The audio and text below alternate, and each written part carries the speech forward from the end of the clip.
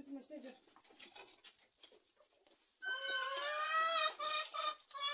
Kır.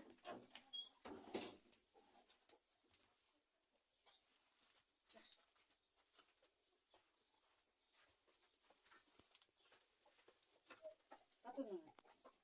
İyi yukarı git. Yani rol kaskı kampanjı biz geç. Tamam mı? Getir.